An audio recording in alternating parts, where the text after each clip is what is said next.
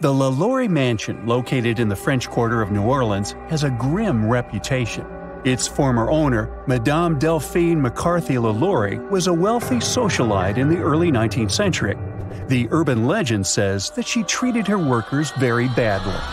One night on April 10, 1834, Madame LaLaurie's house began to burn. Madame and her family managed to escape, but she abandoned her workers. They were locked inside the house. The locals, outraged by her negligence, gathered around the house, broke some of its walls, and eventually stole the remaining possessions. After the fire, the LaLaurie family escaped to Paris. Another private mansion was built on this Louisiana land, but it's said that the ghosts of those workers are still trapped inside the property. They tend to bother living people demanding justice. Today, the house is private, but you can book a tour and hear this story in detail. By the way, the mansion and its notorious owner played a big part in the American Horror Story franchise, although they didn't actually film the series in that particular house. American actress and director Kathy Bates played Madame LaLaurie and showcased the quirky character of this famous woman. So you can check it out if you're not afraid. Our next creepy destination was also shown in a movie franchise, the Amityville Horror. The media says this Dutch colonial-style home is located in the village of Amityville in New York. George and Kathy Lutz bought this property in 1975 for $80,000. The low price was due to the tragedy that happened in the house 1 year before. One night, a young man named Ronnie DeFeo, who lived in the house, took the lives of all his family members. The Lutz family began to notice strange activities in the house, such as phantom odors, unreasonably low temperatures, and loud sounds of unknown origin. According to the Lutz family, one day they called a preacher to clear the grim vibes, but he felt very bad during the ritual and his hand started bleeding. The Lutzes fled the house in a rush. Their spooky story inspired the Amityville Horror, a book written by American author Jay Anson and several successful horror movies. Although the house was reconstructed, it still exists. However, its address has been changed to confuse the trail and prevent crowds of tourists from gathering around it. Do you recognize this seemingly cute house in Harrisville, Rhode Island? It's known as one of the most haunted houses in America. The property earned its notorious reputation after multiple people lost their lives in this house over the years. In 1970, the Perrons family began to live here, and according to the legend, an invisible being lived along with them. At first, the entity was playful, but then it started getting more sinister. The family members experienced physical attacks and unexplainable illnesses.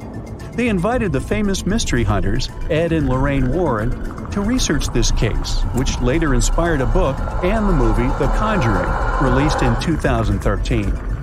In 2019, the property was purchased by the Heisens family, who also investigated mysteries.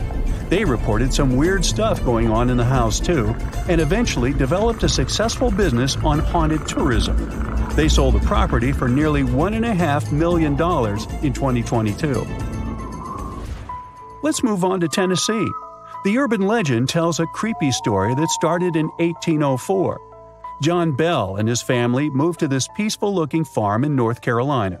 At first, everything went well, but 13 years later, the family began to experience bone-chilling events. At first, they started seeing weird animal-like shadows around the farm.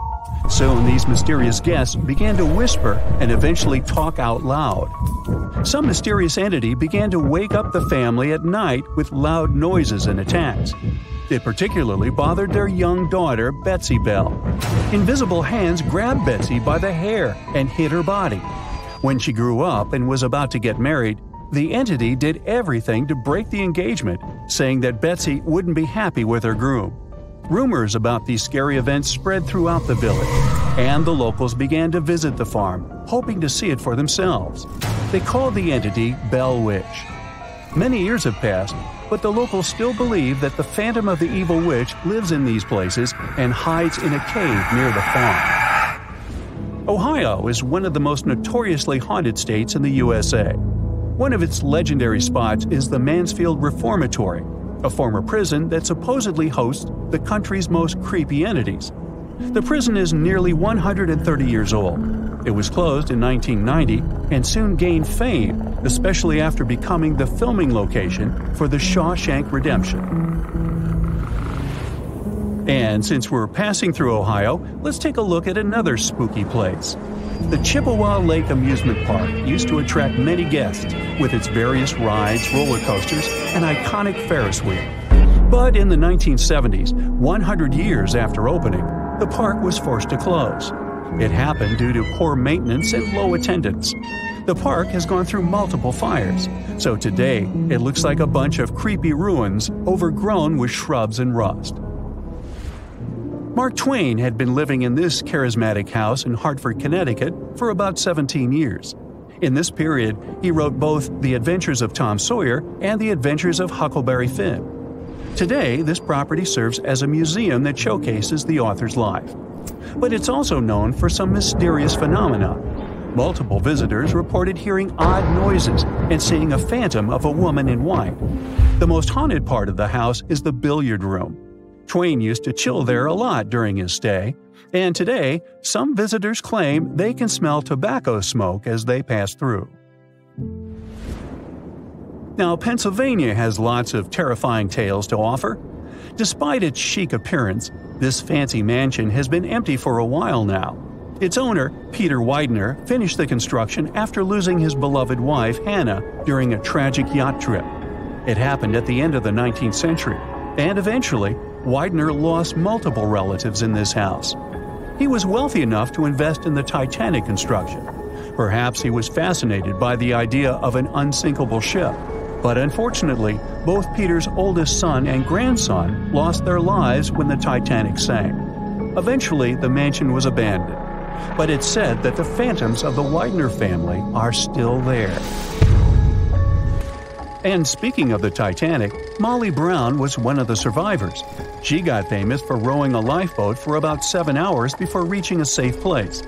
But Molly's own mansion in Denver gained a spooky reputation.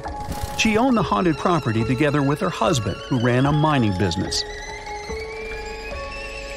Over the years, multiple people reported seeing phantoms of cats and human figures running down the staircase of the house. The witnesses of such visions insist that something spooky is definitely going on behind these walls. Today, the mansion operates as a museum, so you can go and see it for yourself. And how about meeting a creepy phantom while doing some casual shopping in Soho? The urban legend dates back to 1799. A young lady, Gulielma Elmore Sands, tried to escape with her lover, Levi Weeks. They were tenants in the same boarding house. Around 2 weeks later, her body was found at the bottom of a well in the building that today hosts a large retail store, COS. After the horrifying discovery, the police arrested Levi. Although he was acquitted, Sands' phantom is said to haunt the building as a warning to other ladies.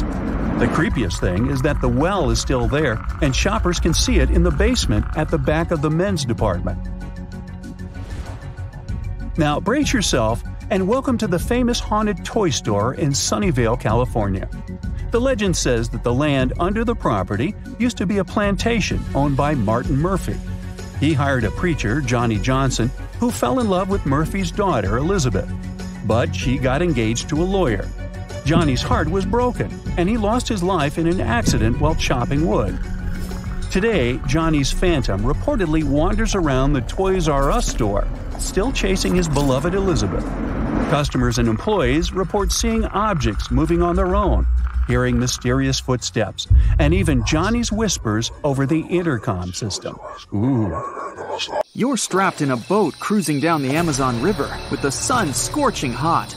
As you check out your map, your boat starts rocking back and forth. The water is starting to get more intense, so you hang on for dear life. You tuck your map in your pocket and try to take control of your boat. You strike some jagged rocks and duck low to avoid tree branches. Your boat strikes a large rock out of nowhere and capsizes. You're swimming in the murky green water. While you're trying your best to get ashore, your boat gets washed away. Underneath the water lies a whole new world of bizarre and dangerous animals. Candiru fish are snake-like creatures that can grow up to 16 inches long. Arapimus can weigh more than an adult male and are taller than most basketball players. They're the biggest freshwater fish in South America. They have a hybrid gill system that forces them to pop up to the surface every 5 to 15 minutes to breathe in oxygen for their large swim bladder. You swim out of the raging water and dry yourself off. Oh no, your map is completely soaked. There's no way you can get to your destination without it. You venture into the thick rainforest, shoving the branches and leaves away.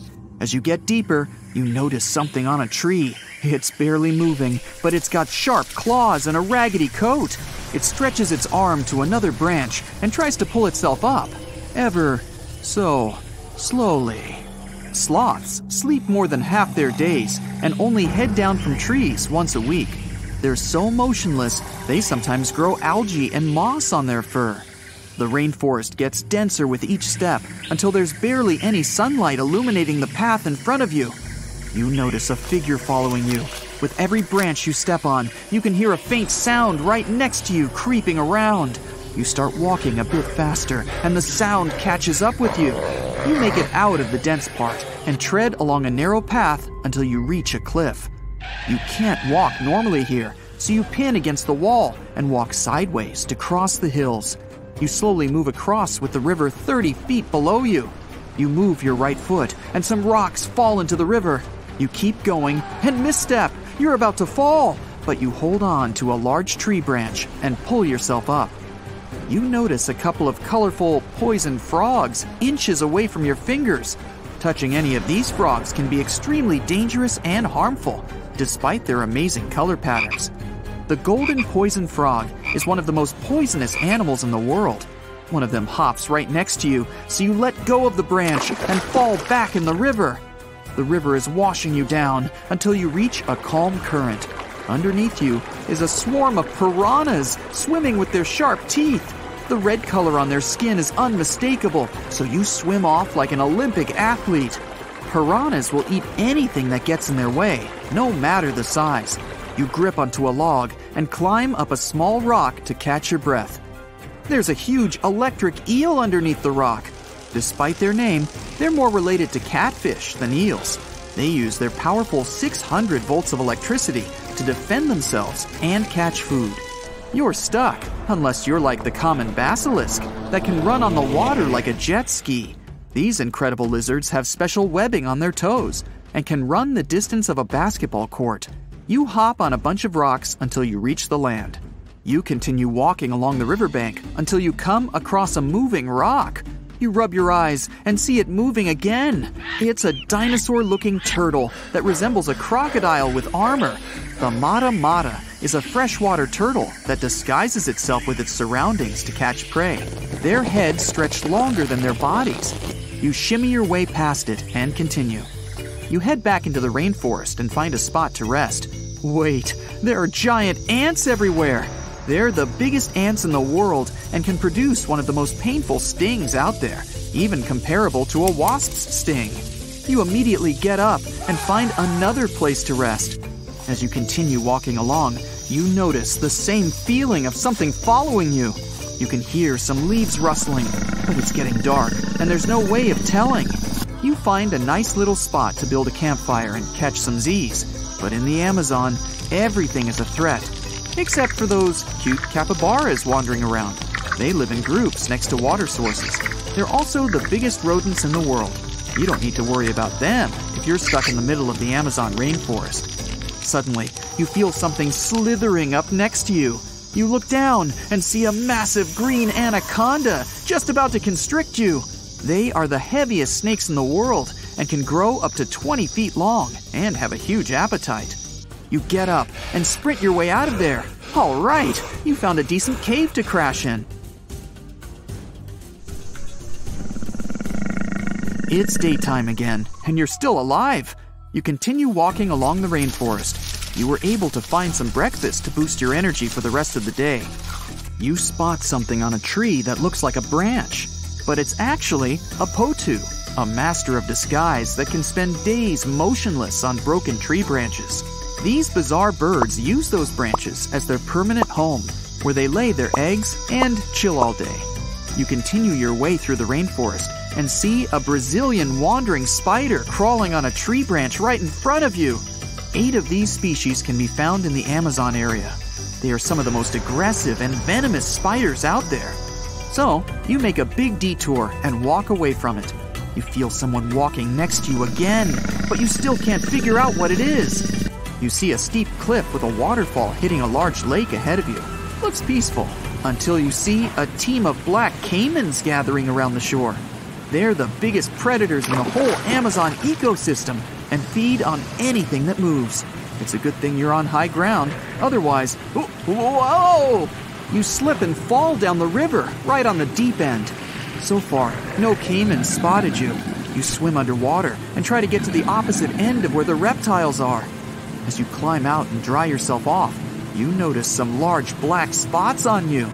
You try pulling them off, but they've latched on pretty hard. The Amazon giant leech finds its target by tracking movement and shadow. Once they attach themselves to the skin, it's extremely difficult to extract them. The best way to do so is to slide your finger next to its mouth and pull it off slowly. Ugh. You manage to get them off your body and see that the caimans are swimming towards you. You're pinned to the wall with the lake of hungry reptiles approaching. Suddenly, a pink dolphin jumps out of the water and splashes all over them. They can grow larger than humans and are the celebrities of the Amazon. Scientists think they get their color from the blood capillaries on their skin. The Amazon even has bull sharks swimming around.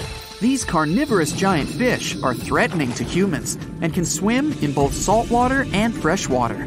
These sharks prey on anything within their reach, including other sharks. The dolphin distracted the caimans, so you climb up the cliff and try to find the best way to escape. Opened jaws waiting for you to fall into the pit are right below you. You're lucky enough to escape to the top, but as your arms pull you up, the first thing that you see is a jaguar looking straight at you. It's the creature that's been following you this whole time. You get up while it starts circling you, timing its strike. You know that you can't take on a jaguar, nor can you outrun it, so you grab a large tree branch from the ground to defend yourself. It jumps at you, but you duck down in time. The jaguar lands in the water far away from the caiman crocs. It's a good thing these large kitties are excellent swimmers. You pick yourself up and continue. And to your surprise, you find your boat again. You fix it up and sail your way out of the Amazon. Whew! Welcome to the Hall of Monsters. I see you are wearing your protective gear. That's good, because during your visit here, your safety is not guaranteed. So, every step you take, beware, for the monsters you'll see ahead are the scariest ones from Japanese folktales. If they don't haunt you during your visit, they sure will haunt your dreams. And let me tell you, no anime you have watched could have prepared you for this. I already see doubt and fear in your eyes. So let's begin our tour before you lose that little flicker of courage left within you. There's no better monster to greet you than the Naparabo. You might not notice it, but it is happy to have new victims.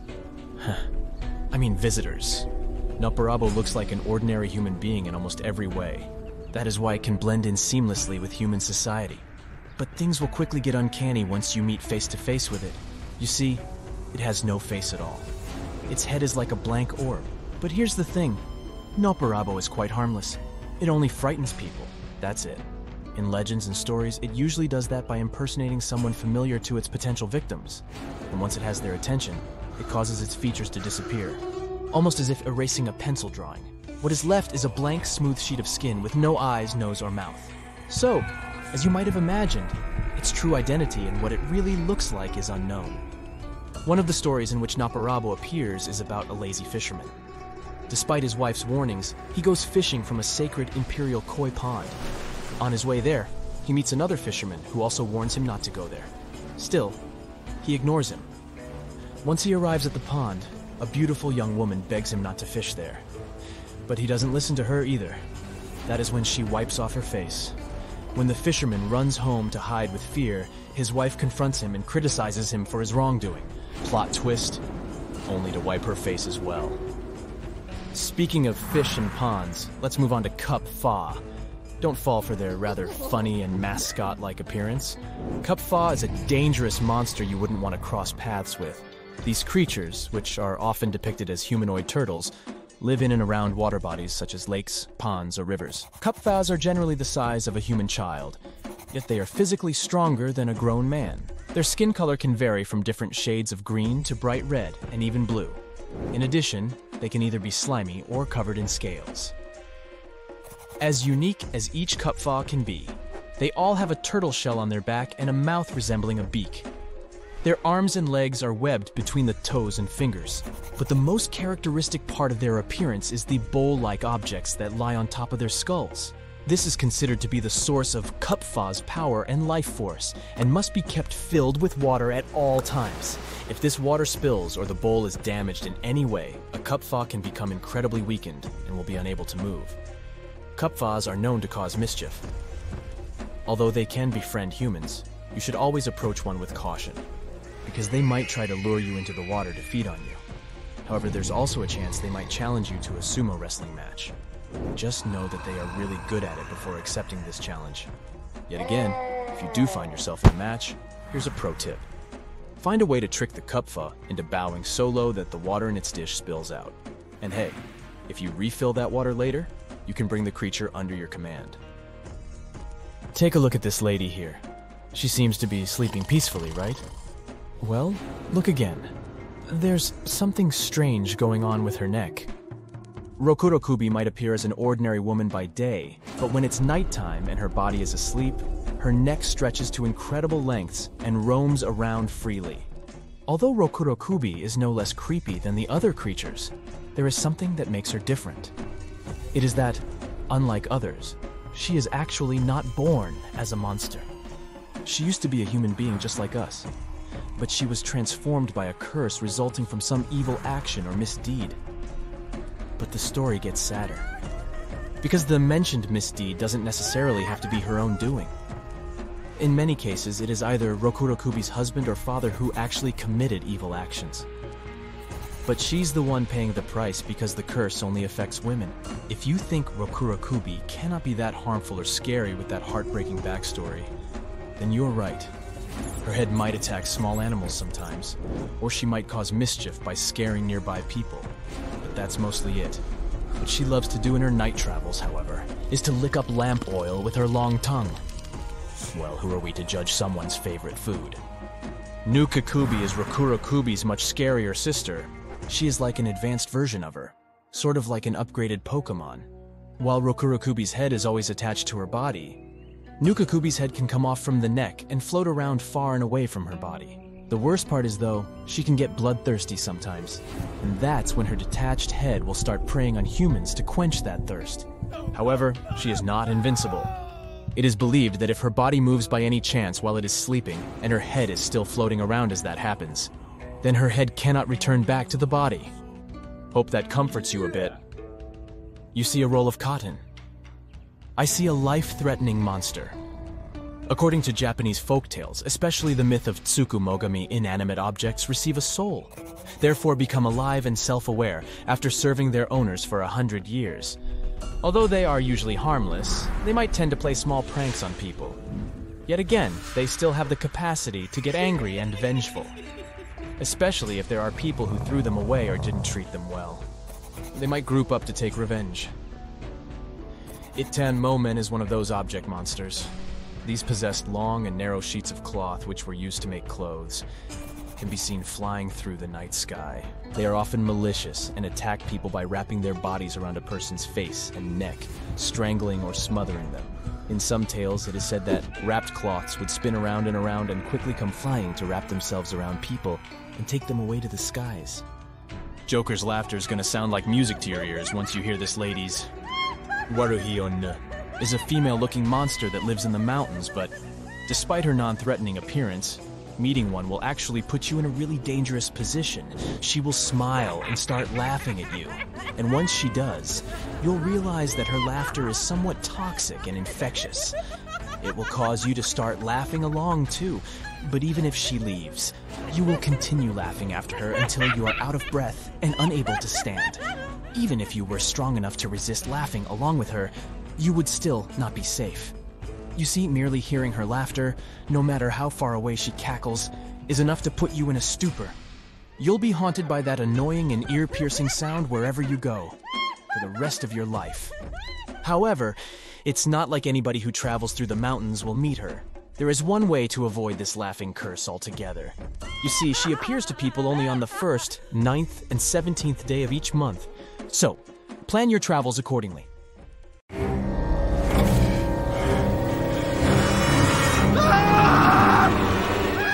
Hey, screamers and full-time trick-or-treaters! I have the ultimate horror movie challenge for you.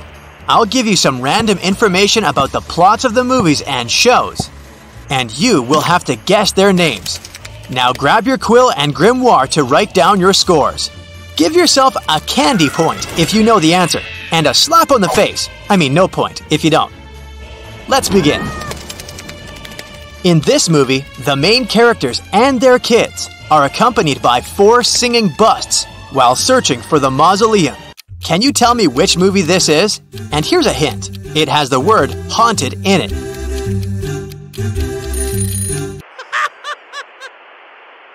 It's Disney's The Haunted Mansion, which was released in 2003. You can also find the ride attraction of this movie at Disneyland. And actually, the movie is based on the ride and not the other way around. In this movie, the neighbor of the main character scares children away from his front yard and confiscates their belongings. Do you know its name?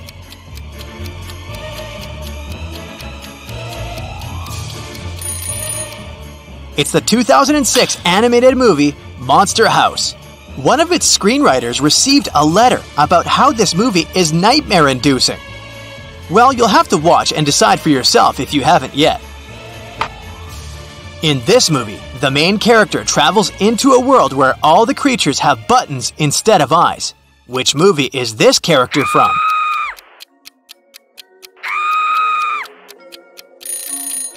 It's the 2009 stop-motion movie Coraline, which was based on the Neil Gaiman book of the same name. If you haven't watched it yet, here's some advice. Don't be tricked by it being an animation. Think twice before watching it with any kids around, because I guarantee that it'll give you the heebie-jeebies.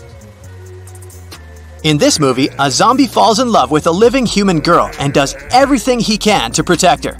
Do you know it?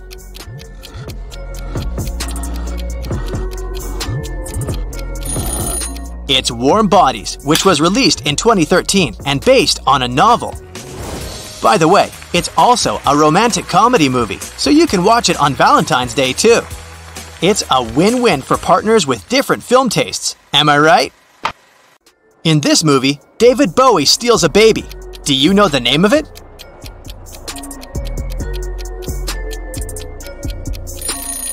This movie is called Labyrinth, and it was released in 1986. Since it's an old one, don't beat yourself up if you don't know it.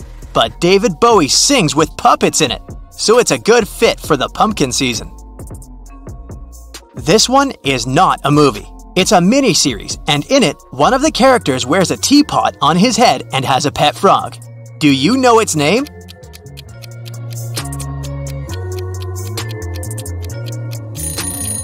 It's Over the Garden Wall.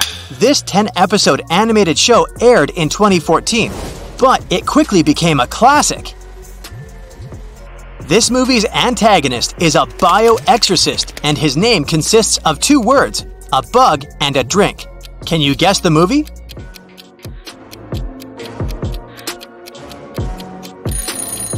It's Tim Burton's 1988 movie, Beetlejuice. Here's some great news for its fans. Earlier this year, it was announced that there's going to be a sequel to it. This movie is about a vampire who returns to his ancestral home after being imprisoned for almost 200 years, only to find out his dysfunctional descendants need his help. Do you know its name?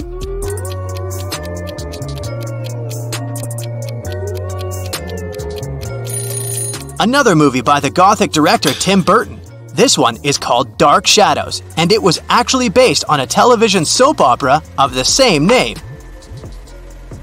In this movie, a boy has to lift a 300-year-old witch's curse to save his town, despite the fact that everyone in it thinks he's crazy. Can you tell me what this movie is? It's the 2012 animated stop-motion movie, Paranorman, which is actually produced by the same company that made Coraline.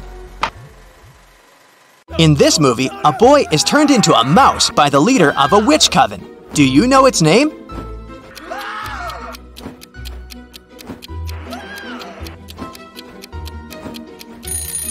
This movie, which is based on a Roald Dahl novel, is called The Witches, and it actually has two versions. The first one was made in 1990, and the second one was made in 2020.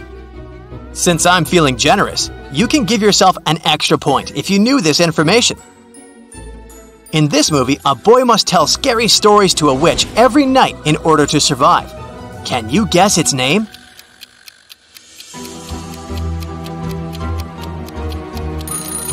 It's the 2021 movie called Night Books. In this movie, monsters, which are actually characters from books, come to life, and the author of the books must stop them with the help of a few teenagers before they wreak havoc upon their town. Can you tell me its name?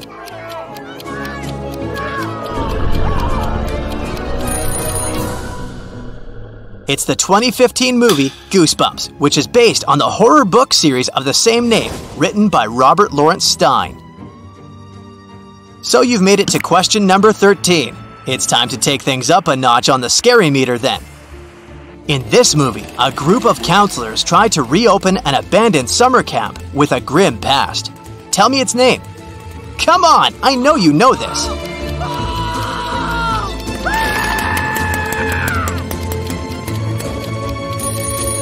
It's nothing other than the 1980 movie Friday the 13th, of course.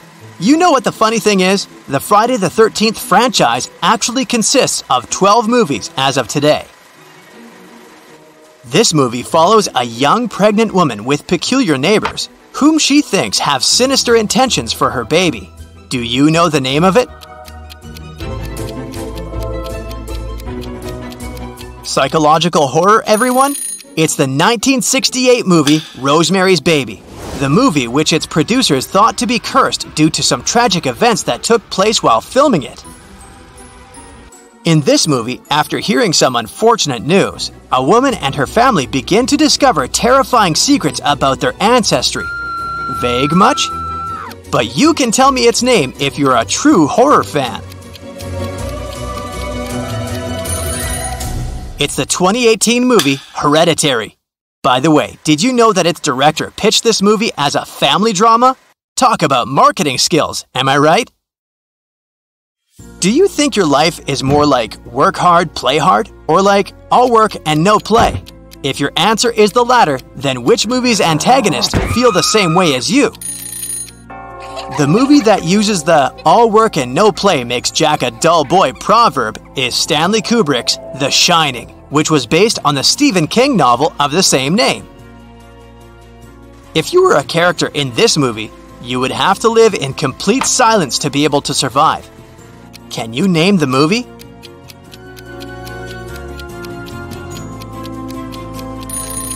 It's the 2018 post-apocalyptic movie A Quiet Place, with a sequel released in 2021. Shh. In this movie, a group of losers have to destroy a shape-shifting sewer monster. What movie is it? It's the 2017 movie It. Just like The Shining, this one is also a Stephen King novel adaptation. Here's another mini-series question for you. This one is about 5 siblings who eventually have to flee the house they were trying to renovate.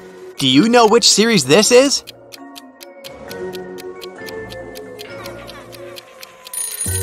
This 10-episode miniseries is The Haunting of Hill House, and it's actually the first installment of the Haunting Anthology series.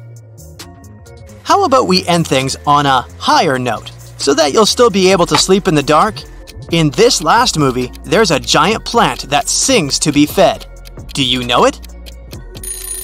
It's Little Shop of Horrors, which was adapted by an off-Broadway musical, which itself was adapted by the 1960 movie of the same name. Now, let's see how well you did.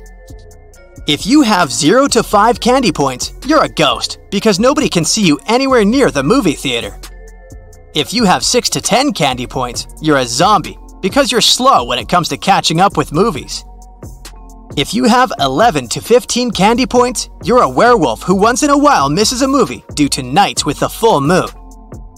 If you have 16 to 21 candy points with an extra point included, you're a vampire who drinks every movie in.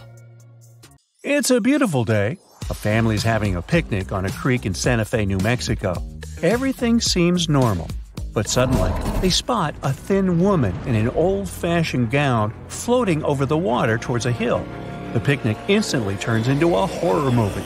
The lady vanishes just to reappear a moment later much closer.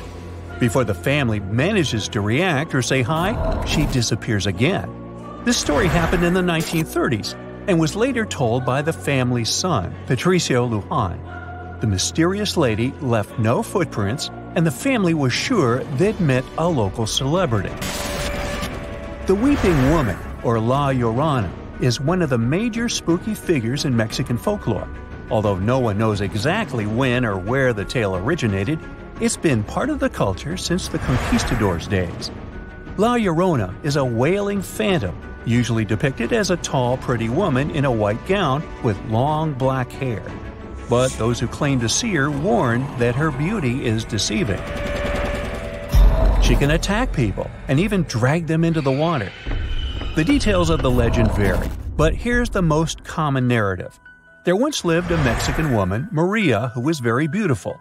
One day, a man of a higher social status visited her village, fell in love, and they got married.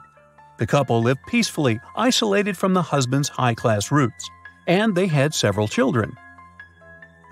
But unlike Cinderella, Maria didn't live happily ever after.